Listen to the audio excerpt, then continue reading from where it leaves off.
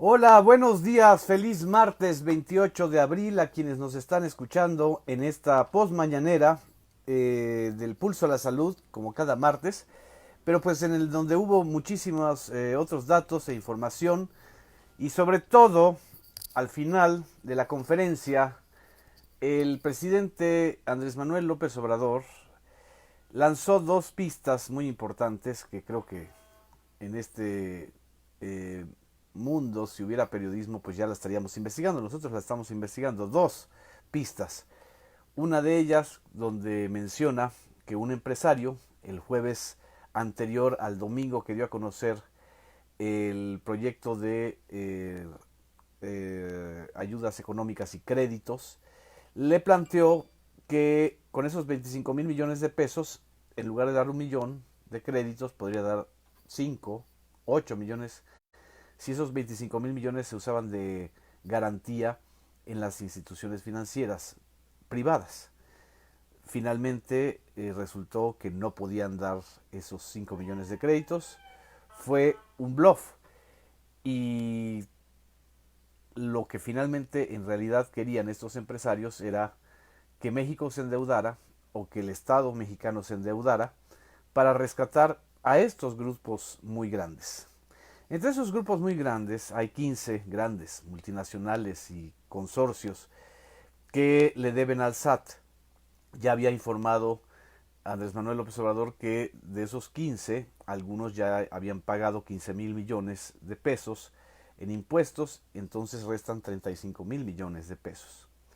Pero uno solo de esos deudores, que habló de un gran consorcio internacional, a lo mejor empieza con W, debe 10,000 millones de pesos, de los cuales 1,000 millones pueden ser considerados como fraude fiscal, y que ya hay una querella jurídica y penal contra ese gran consorcio. Estos son pistas importantes de la relación que hay entre el presidente y este grupo del poder económico. Lo que estamos asistiendo no solamente es a estos desencuentros estridentes por la forma en que algunos medios de comunicación están atacando, sin información, sin informar, sino más bien atacando, porque evidentemente entre esos grandes grupos empresariales están los que están financiando las campañas de medios de comunicación para golpear al gobierno. Evidentemente se está haciendo una separación entre el poder político y el poder económico que tradicionalmente estaban fusionados o estaban actuando de manera conjunta. Esto creo que es importante de lo que se reflejó hoy en la conferencia matutina, y aprovecho para mandarle saludos a quienes nos están viendo desde Toluca, a quienes nos están viendo desde la Ciudad de México, desde Mérida, a quienes nos ven incluso y nos están saludando fuera del país. Muchas gracias por su atención y por estar al pendiente de esta transmisión, que es una síntesis informativa de la conferencia del día de hoy. En fin, estoy viendo también a Lilia Rosas, que nos está comentando que hay empresas que ya estaban quebradas antes del COVID. En eso tiene razón el presidente. También eso es cierto. A Alberto Villamil le mando un saludo. A Víctor Pérez, no tienen vergüenza, sus empresarios tienen sus grandes fortunas. Ricardo Rodríguez desde Monterrey. Desde Coahuila, Alicia Yarto, Alicia Lachu Macías, dice que lamentable que paguen al fisco. Antonio García, muchas gracias, buenos días. Porfirio Díaz Fonseca me pregunta, oye, AMLO está corrido hasta cuando le picaron la cresta por el Fobaproa. Desde Inglaterra nos está saludando Eddie Herrera, gracias. Desde la Narvarte también, Victoria Solís, Ana Elisa Sabaniego, muchas gracias. María del Rosario Ibarra desde Mazatlán. Mari Carmen Ortiz, gracias. Gracias por tu comentario del programa de La vida en tiempos del coronavirus, que por cierto lo vamos a transmitir el próximo miércoles. El día de hoy no hay programa, va a ser el próximo miércoles y vamos a retornar a la hora original, de las 6 a las 7 de la tarde, para que nos sigan escuchando. En fin, les estaba yo comentando que al final de la conferencia esta trama de relaciones entre el poder político y el poder empresarial, que siempre pasaban por el intercambio de favores. Evidentemente, no todos los empresarios en México tenían ese poder de picaporte. Se trata de un grupo muy reducido. Se trata justamente de los empresarios que fueron creados a imagen y semejanza de los grupos políticos que estaban en el poder. O al revés, se trata de los empresarios, un núcleo de 15, 20 personas, cuando mucho, de 15, 20 consorcios, que financiaron a los últimos presidentes de la República, desde Salinas, Cedillo, Fox, Calderón, Peña Nieto, hasta ahora. Pues evidentemente ellos no solamente tenían poder de picaporte, sino tuvieron el poder de, primero, que las privatizaciones fueran a su favor, con el caso de Carlos Salinas de Gortari. Dos, que los rescataran después de que compraran en ganga muchas empresas privadas, incluyendo la banca comercial. Rescataron no a los bancos, rescataron a los accionistas, a los que sufrieron el fraude bancario del 95, no fueron rescatados. Nunca, desgraciadamente, en los años anteriores en México se rescataba al ciudadano, al empresario pequeño, al que pidió el crédito, al que quedó endrogado con el banco. Se rescataba a los dueños de estos bancos, al núcleo pequeño que tenía el poder del picaporte. Y por supuesto, el sistema de administración tributaria, el SAT, o el aparato pues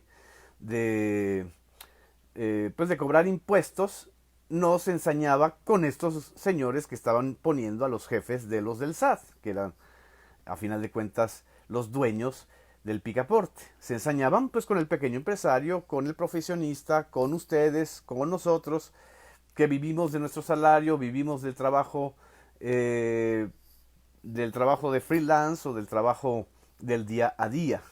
Esta es la ecuación que también está cambiando de manera peligrosa para esos que están perdiendo sus privilegios y sus multimillonarios intereses. Y la situación del coronavirus creo que ha potenciado esta crisis y esta ruptura. Porque no está en juego simple y sencillamente quién gana, no es un juego de vencidas, de si gana López Obrador o si ganan los empresarios. Estos empresarios, no todos los empresarios. Lo que está en juego es la vida de los mexicanos, la viabilidad de México como nación, la viabilidad del mundo como modelo interrelacionado y globalizado. Eso es lo que está en juego, no los pequeños o enormes intereses que puedan tener cada uno de ellos. Lo importante, ahora pasando al tema del coronavirus estrictamente hablando, es el reporte de lo que se ha informado desde hace ya unos días. La pandemia, desgraciadamente, en México ha avanzado mucho menos y con mucho menos impacto y fuerza que lo que ocurrió en otros países de América Latina. Por supuesto, sin decreto de toque de queda, sin desplantes autoritarios para prohibir pues la movilización de la gente, el confinamiento responsable, ese concepto que crearon en Suecia y en Alemania y en algunos países nórdicos, es lo que nosotros tenemos que también tener en conciencia. El confinamiento responsable es el quedarnos en casa por responsabilidad con nosotros y con los otros. Esto es lo más importante después de, pues de escuchar y de ver lo que se comentó hoy en la conferencia matutina. El doctor Hugo López-Gatell pues confirmó que la secretaria de la Función Pública, Irmeréndira Sandoval, dio positivo a COVID, ha tenido una enfermedad leve, no es grave, que han hecho los estudios de contacto que se hacen con todas las personas que puedan ser detectadas o confirmadas como coronavirus, sin las estridencias de lo que sucedió el día de ayer cuando se filtró una fotografía en donde la secretaria de la Función Pública estuvo con colaboradores suyos y también del gobierno federal. Aquí hay que hacer un llamado también a algo que desgraciadamente se ha olvidado con esta pandemia: el derecho a la confidencialidad y a la privacidad.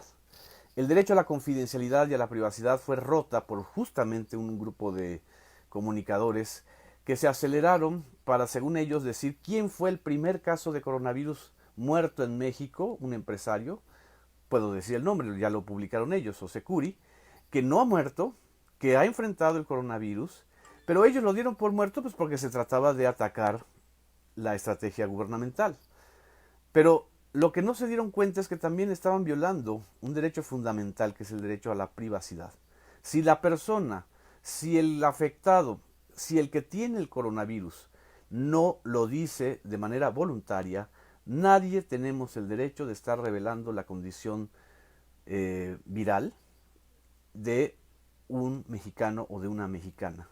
Mucho menos tenemos el derecho de estigmatizarlo, de señalarlo o de poner el dedo en la llaga y decir, estos tienen coronavirus, hay que aislarlos, hay que echarles cloro, como ha ocurrido desgraciadamente en algunas zonas de la Ciudad de México, no solamente las zonas pobres, también las zonas de clase media, porque el prejuicio viaja tan rápido como el virus. El prejuicio es el alimento fundamental del miedo y es originado por la ignorancia. Entonces, lo que recordó el día de hoy el subsecretario Hugo López-Gatell es que nadie tiene derecho a estar revelando la privacidad, los contactos de alguien que tenga coronavirus. Es un asunto confidencial. Y además, hay que recordarlo de una manera sustancial y subrayarlo. La dinámica del coronavirus, la capacidad de transmisión tan rápida que tiene, hará que el 60 al 70% de nosotros tengamos el coronavirus. Que el 60-70% tengamos el coronavirus no significa que el 60-70% enferme de COVID, es decir, que presente los síntomas de la enfermedad. Eso creo que hay que entenderlo claramente. Ser portador el coronavirus no necesariamente significa desarrollar la enfermedad. Y otra cosa, no todos los que desarrollan la enfermedad necesitan hospitalización y no todos los que necesitan hospitalización necesitan ventiladores e insumos. Esto está reservado para las personas con el organismo más frágil, las mayores de 60 años, las que tienen problemas de hipertensión, diabetes, obesidad, tabaquismo, insuficiencia pulmonar, mujeres embarazadas y por cierto, también no todos los que tengan que estar con ventiladores van a fallecer. Al contrario, se han rescatado a muchos. Y esta es la historia y esta es la narrativa que creo que nos ha costado mucho trabajo adoptar, porque la carga mediática, el escándalo, el amarillismo, las ganas de ensañarnos con los otros es bastante. Lo que nos falta es empatía, compañeros y compañeras, amigos y amigas de esta transmisión. Yo puedo estar ya con coronavirus. Usted puede estar ya con coronavirus. ¿Cómo le gustaría que le trataran? ¿Cómo le gustaría que manejaran su nombre? ¿Cómo le gustaría que estuvieran indagando a sus contactos? ¿Cómo le gustaría o no le gustaría que dijeran su situación de salud privada? No le hagamos a los otros lo que no queremos que nos hagan a nosotros. Creo que esta lección fundamental también la tenemos que aprender en esta época y en estos tiempos de coronavirus. Aquí estoy viendo lo que está comentando. Dice: esa oposición moralmente derrotada ya no sabe cómo arremeter contra la 4T. Respeto el derecho a la confidencialidad, no al estigma y discriminación ante esa enfermedad ni ninguna otra, nos comenta Miguel Valladares. Absolutamente de acuerdo. Eduardo Montiel, que nos manda saludos desde Uruapan. Esta es la situación. Otros datos importantes y la información que se dio a conocer el día de hoy en la conferencia matutina fueron los datos proporcionados por el canciller Marcelo Ebrard, hablando de la situación de los mexicanos en el extranjero. Desgraciadamente, donde más connacionales y mexicanos han fallecido, incluso más que en la Ciudad de México hasta ahora, ha sido en Nueva York. 448 connacionales en Nueva York. En California, 32 mexicanos. Esta es una situación muy triste, muy delicada. Hay afortunadamente 10.547 mexicanos que se han repatriado por la labor de los consulados y las embajadas mexicanas. Hasta el momento hay 7 donaciones privadas provenientes de 5 países. Hoy será el vuelo número 7 desde China. El director del Seguro Social, el doctor Zoé Robledo, también informó sobre el programa Todos Unidos contra el COVID. Es un buen avance, hay 139 hospitales privados que se han sumado y hay casi 3.000 camas disponibles. El subsecretario Hugo López-Gatell informó que las entidades con mayor número de defunciones hasta ahora en la epidemia son la Ciudad de México, Baja California, Estado de México, Sinaloa y Tabasco. La Ciudad de México, pues por las razones claramente obvias de ser la más poblada. Fíjense, aquí estoy viendo y haciendo el comparativo. La Ciudad de México tiene menos de 350 personas fallecidas por coronavirus, a pesar de que somos 8, 10 millones de habitantes. Nueva York tiene 441, ha registrado 441 mexicanos fallecidos por coronavirus, 448 mexicanos fallecidos por coronavirus, siendo una población, la mexicana, mucho menor en proporción a la de otras nacionalidades. La situación en Nueva York fue realmente dramática. Entonces, también hay que mandarles un abrazo, un saludo a todos a quienes hayan perdido a un familiar migrante o residente en Nueva York, y también estar muy conscientes de que esta pandemia es una pandemia global, no es una pandemia de la 4T, no es una pandemia de México, no es una pandemia originada en el laboratorio de López Obrador, no es una pandemia para estar ganando adeptos e insultando a otros y pidiendo el desmantelamiento del gobierno. Es un desafío global. Esto es lo que creo que es importante que lo tengamos muy claro.